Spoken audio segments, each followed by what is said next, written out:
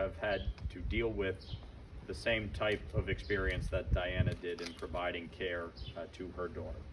So it's an honor to be here with you, and I now ask Diana Lemon to say a few words. Thank you. Thank you so much. I got yours. Thank you.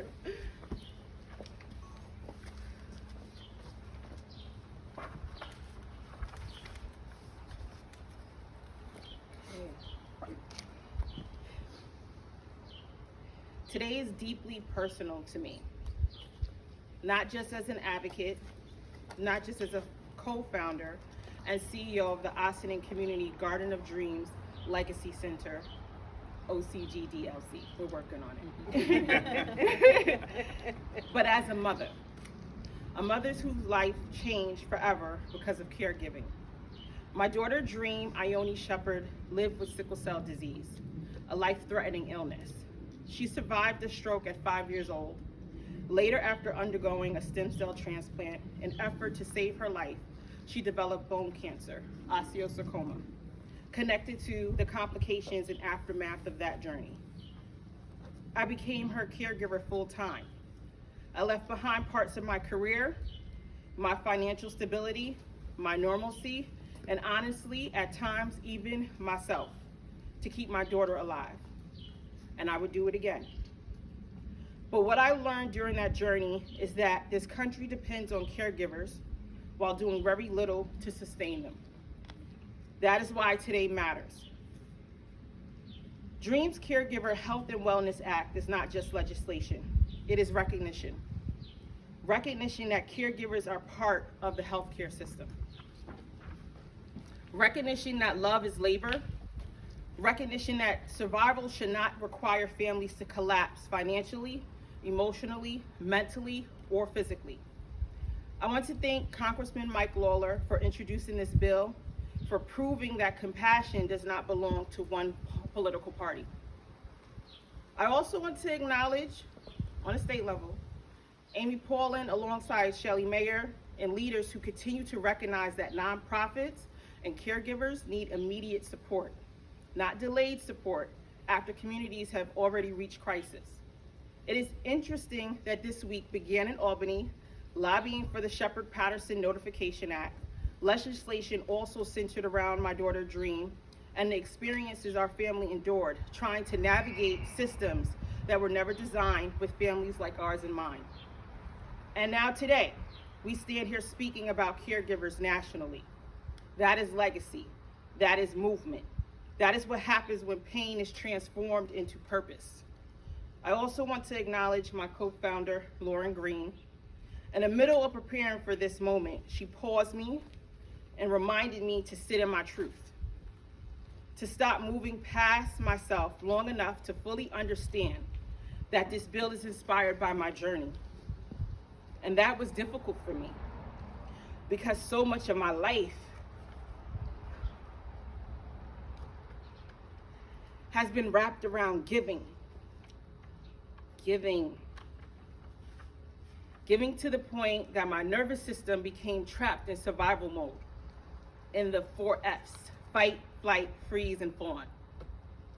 I am now healing through high blood pressure and PTSD connected to institutional trauma, hospitals, and the educational process.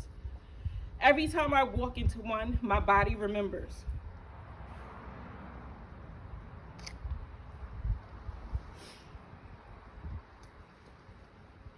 I become hyper vigilant. That is my truth.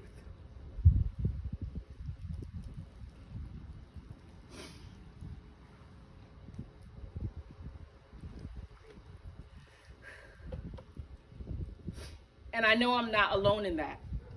Caregivers know how to give to the point of self-depletion. We know how to override exhaustion. We know how to silence our own needs. We know how to survive on empty because love asks us to keep going. But I want America to truly think about something. What would happen if caregivers stopped? Who would care for the sick? Who would sit beside hospital beds?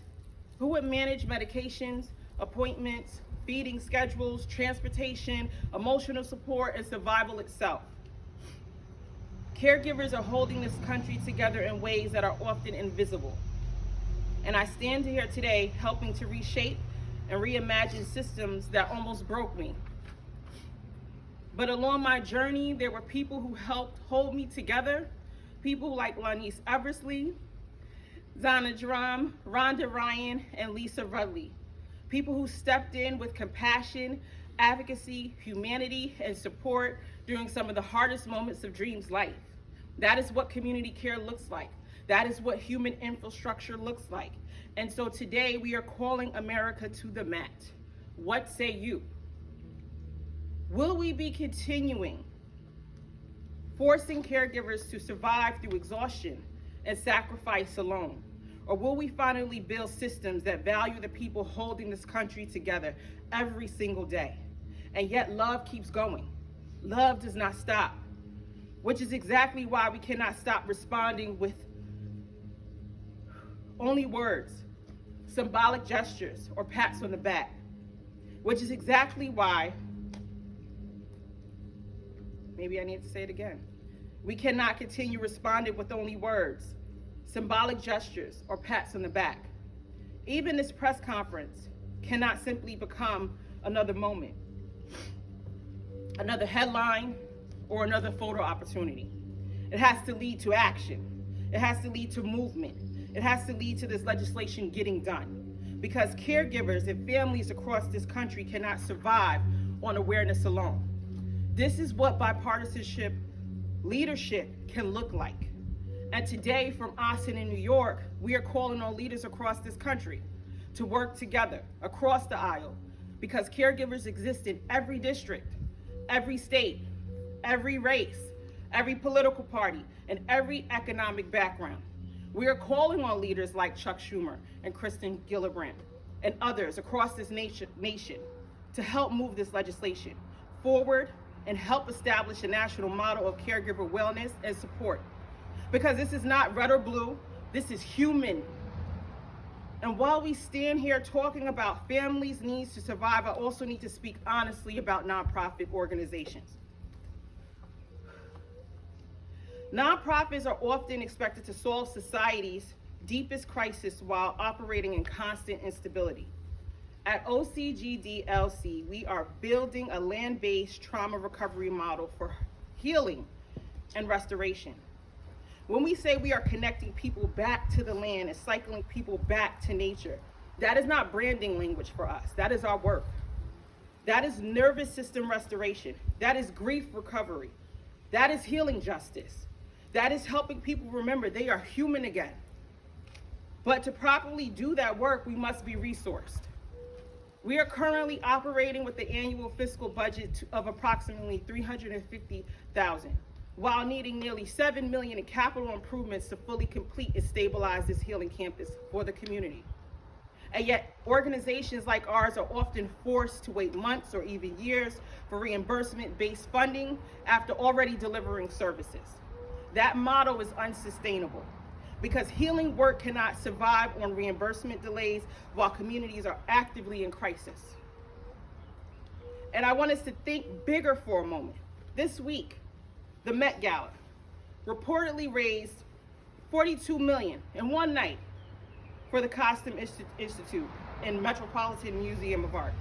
And I want to be clear, art matters, fashion matters, culture matters, but imagine if even a fraction of that level of annual investment consistently flowed into community-based healing organizations across this country.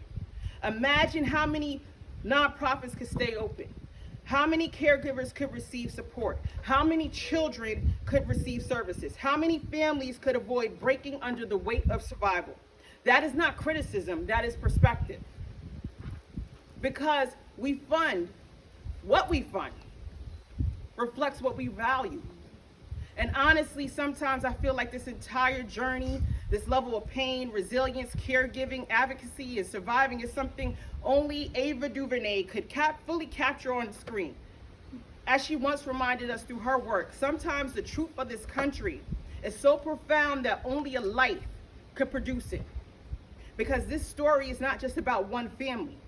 It's about the invisible emotional labor happening inside of homes, hospitals, and communities across this country every single day. And I believe America is at a moment where we must decide. Do we only celebrate visibility and glamour, or do we also invest in healing, caregiving, restoration, and human sustainability? At OCGDLC, we believe that healing is infrastructure. We believe community wellness deserves federal investment. We believe caregivers deserve restoration, not exhaustion. We believe organizations doing this work should not have to fight to survive while actively holding communities together. And we believe the models being built in small community spaces like this one can help restore systems nationally. This legislation was born from a real life, a real child, a real caregiving journey, a real loss, and a real commitment to make sure other families do not walk this road unsupported. Dream's legacy did not end with her life. It became a movement. Thank you to everyone standing with us today. Thank you to our elected officials, community partners, caregivers, advocates, and supporters. And thank you for believing that healing justice belongs at the federal level. And for more information about us and our movement, you can visit OCGDLC.org. And thank you. Truly.